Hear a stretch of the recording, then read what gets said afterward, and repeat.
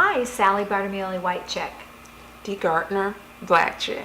Welcome to our next DARE video, Dialogue Authentically About Real Racial Experiences. And today we're going to talk about beauty. Beauty and the differences between white chicks and black chicks. Okay, let's check it. Okay.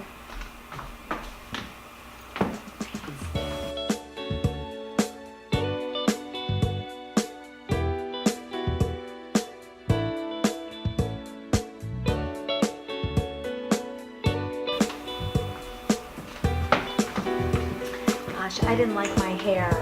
I didn't like mine. I don't know. I was You too look- dark. You look beautiful. I was just too dark. I think you look beautiful. Oh gosh, you look great. I don't know. I don't know. We need to redo it. Let's do it again. I just don't look right. I don't like how the lighting look on my face. How do I look? You look fine. You look Are you beautiful. kidding me? You look fine. I think my wrinkles show more. My wrinkles show more. You look fine. So this is what we do for every single video. I look at myself, I see all my imperfections. Dee says I look fine. She really thinks I look beautiful. Dee looks at herself. She says, oh my gosh, I need more makeup. I need more of this. I say, you look beautiful. And I love say- that red. And I say, my face is too shiny. And I say, you can see all my wrinkles.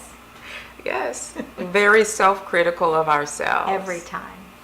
So apparently, although there's some nuances, well, pretty powerful changes in how women of color see themselves in our dominant culture, what beauty is.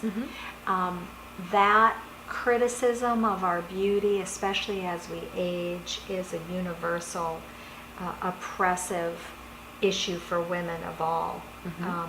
In this issue, while Dee and I kind of laugh every time we do the videotape that I think she looks beautiful, she thinks I look beautiful, we criticize ourselves and we see only our individual imperfections in ourselves, there are also some really significant layers of beauty messages that women of color are dealing with as well. I think we all deal with ageism, right? As you get older, you lose value as a woman, you lose your beauty as you age, so that's universal. But what are some differences? Like, what's the extra layer for a woman of color who wants to be accepted and wants to have her beauty acknowledged in our culture? Well, one extra layer from a beauty standpoint is beauty. Pretty means having straight long hair. Beauty means having straight long hair. Women Beauty of color don't have straight hair. not majority. Beauty means being light skinned, so the lighter the skin, the more acceptable and the prettier. Right. So we may not, at one point, it's changing a little bit now, but we may not even get the job because we wear a big afro, or because we wear braids, or because the male wears braids. So they'll say that's not professional. Right. The afro is not professional. And that's how our hair is when we were born. So, well, it's curly, but for most of us, that we have that afro. So we go through trying to conform to the rules of what pretty really looks like In this culture. in this culture. Yeah. Just as there's the magazines that's been touched up and photoshopped and things like that. When you look at the African American magazines, the women are larger, and so that's one thing. We do tend, as a person overall, be larger than Caucasians. So Tall and tall. bone structure, weight-wise. So needless to say, there are positives, there are pros, and there are cons to that. There are many things that as African Americans we don't go through as much as Caucasians. Like Some of what? that's changing. Well, eating disorders. You know, as a psychotherapist, one of the things I learned when I, was in school and doing research papers and things like that is that African Americans cases of eating disorders are very, very, very, very low. Really?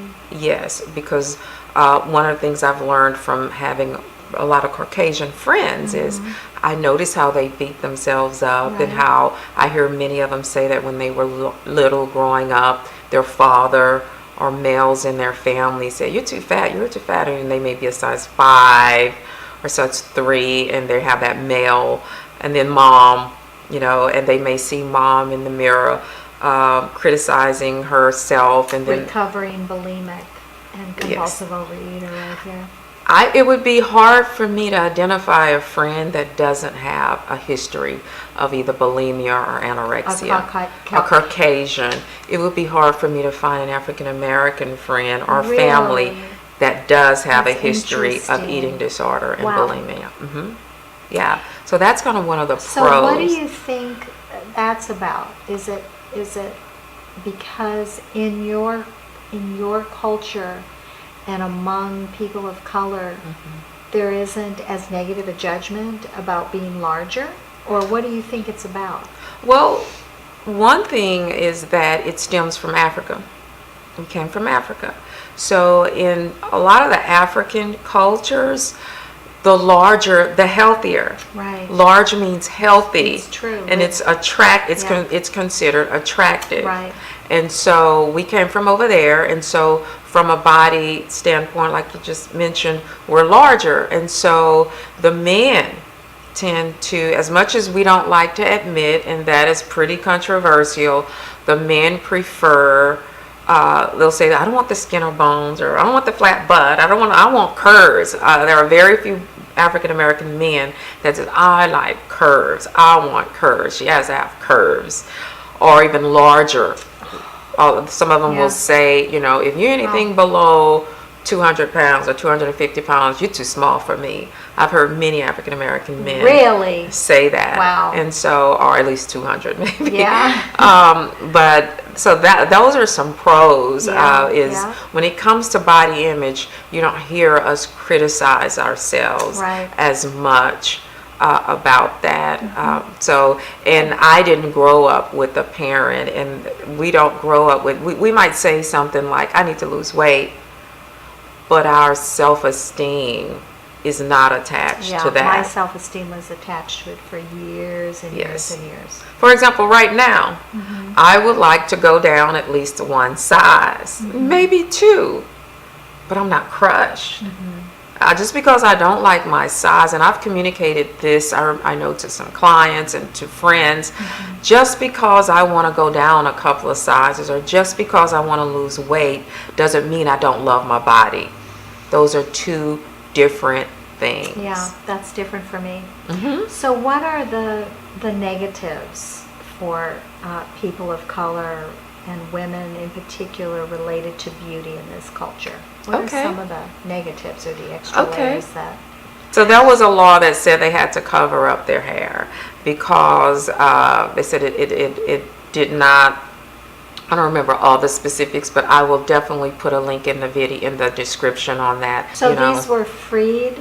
These were slaves. These were slaves still. It was. And the law was that they had to keep their hair covered. And it wasn't just it was the law for black women. For black women. We couldn't wear the afro.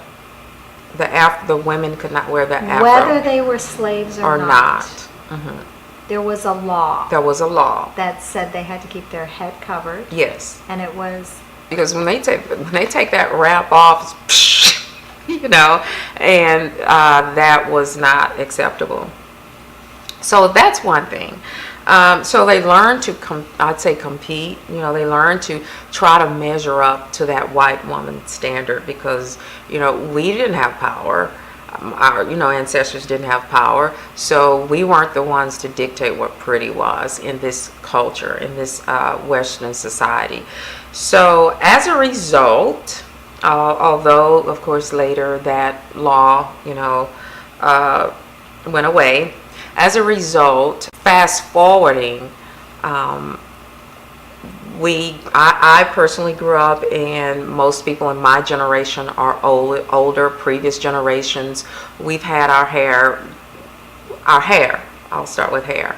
We do a lot. Our hair is extremely important. It's so important to where we dare you touch it. You know, our hair, we invest a lot in our hair. Financially, time, effort. To do what? So that it looks appropriate, that it looks pretty. We will do a lot to conform to that, so that same mindset is still there for many. It's over within the last few years, we're going more natural. So I'm going to touch on a couple of things. So back in the 70s, I believe it's more like the 60s and the 70s, the afro was very, very popular, and the men and the women. And I remember when I was a little girl, I had pom-poms. We called them pom-poms. I had 2 ponytails, but you had to have the afro. The larger the afro, the more attractive, especially the men. The bigger the afro, that's what attraction was. So that, you know, we called it, that was this, you'd hear power, soul, you know, what is it, power, love, soul, peace, something like that. But that was our trade. That was our brand, is the afro. You know a black person because of the afro in the 70s. So that would be right here. Here's although natural hair without perms and things like that was pretty important back then, was pretty popular. There were these rakes. We called them a rake, and they were the what do you call it if you have prongs. A comb? Were about that long. The prong on the teeth rake. on the work. Yeah. And there might be about 10 of them, and so you have this thing that you're holding. And we do that, and then we'd have to make the afro large. In order to get to it, because it was that we had to dig in there, and we had blowout, where you have to do that and hold up the blow dryer while you're doing that. There were these products we call blowout kit. So you put this texturizer on there to kind of, because it took a lot. You're talking a very long time every morning. Wow. And when I say a long time, I'm talking an hour or so just on the hair.